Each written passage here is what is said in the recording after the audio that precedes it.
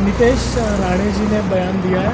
उनका कहना है कि आप खुद इस्लाम को बदनाम कर रहे हैं, अपने लोगों को आपको बताना चाहिए कि वर्चुअल ईद मनाएं। और दूसरा उन्होंने कहा है कि आप जब टीवी में उनके ऊपर टिप्पणी करते हैं और सामने जब आते हैं तब हाथ जोड़कर खड़े हो जाते हैं।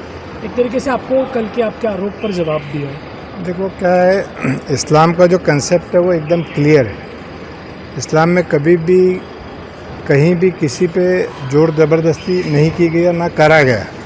दूसरी बात है कि वर्चुअल ईद मनाने की जो बात है, तो वर्चुअल ईद मनाने के लिए तैयार है, ऐसा नहीं है कि नहीं है, लेकिन उसको बताने का तरीका अलग है ना। आप किसी पे प्रेशर डालोगे, ऐसा करो ऐसा मत करो, तो ये ठीक नहीं है। इस्लाम में क्या करना है क्या नहीं करना है मुसलमान जानता है ना।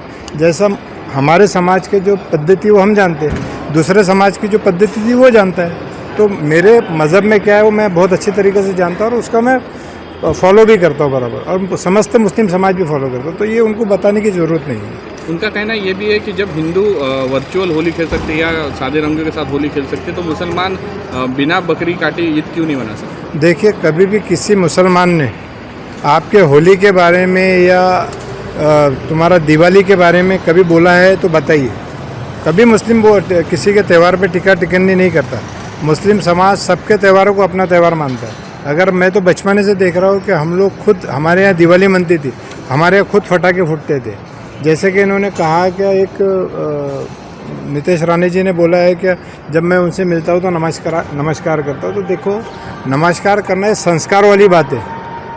चाहे हम हमारे दोस्त से मिले, दुश्मन से मिले, भाई से मिले, पड़ोसी से मिले, तो ये हमारे संस्कारों वाली बात है। अब वो क्या संस्कारी जैसे लोग, हम संस्कारी लोगों के साथ रहते। मैं देवेंद्र जी के साथ रहता हूँ, गडकरी जी के साथ रहता हूँ, तो उनके संस्कार है मुझ में। अब आप भी अगर उनके संस्कार लोगे तो ये सब लफड़ा नहीं होगा। आप नीतीश राणे के खिलाफ कंप्लेंट करने वाले थे सीएम के पास? नहीं, वो सीएम साहब को बताना, उनके संज्ञान में लाना। मैं चिढ़ा इसलिए कि वो बार बार उठ के जो महाराष्ट्र के सीएम है श्री देवेंद्र फडणवीस जी का नाम कोट करते हैं। व्यक्तिगत मैं कोई भी बयान दूँ, मैं खुद दूँ ना, उनका नाम लेके क्यों दूँ? ये बात बिल्कुल सही नहीं। और उनके पास इतना समय नहीं है, तो उनका नाम खराब करने की कोशिश कोई भी करेंगे, चाहे वो पार्टी के अंदर का हो बाहर का हो, तो उसको जवाब ज़रूर मिलेगा। आप खुद अपना कोट करिए ना। वो उनके पास इतना समय नहीं, उनके पास विकास के काम से दूसरे कामों के लिए फुर्सत नहीं है। ये सब वो लफड़ेबाजी में वो रहते नहीं। फालतू उनका नाम का लेके उनके नाम का कोट करके ये करना, ये बिल्कुल ठीक नहीं, क्योंकि पूरा विश्व भी हमारे तरफ देख रहा है। देवेंद्र जी महाराष्ट्र के नहीं, मैं बार बार बताता हूँ कि महाराष्ट्र पूरा जानता है, उनको पूरा इंडिया जानता है, पूरा विश्व जानता है।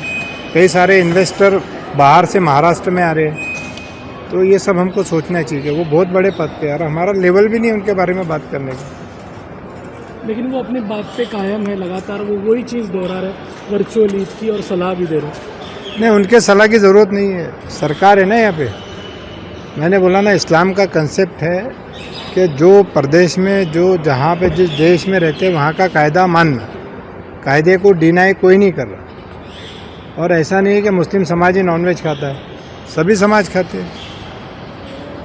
तो आपको उस पर सोचना पड़ेगा और उस पर अध्ययन करके बोलिए। पहले आप उस पर अध्ययन करिए, उसके बाद बोलिए।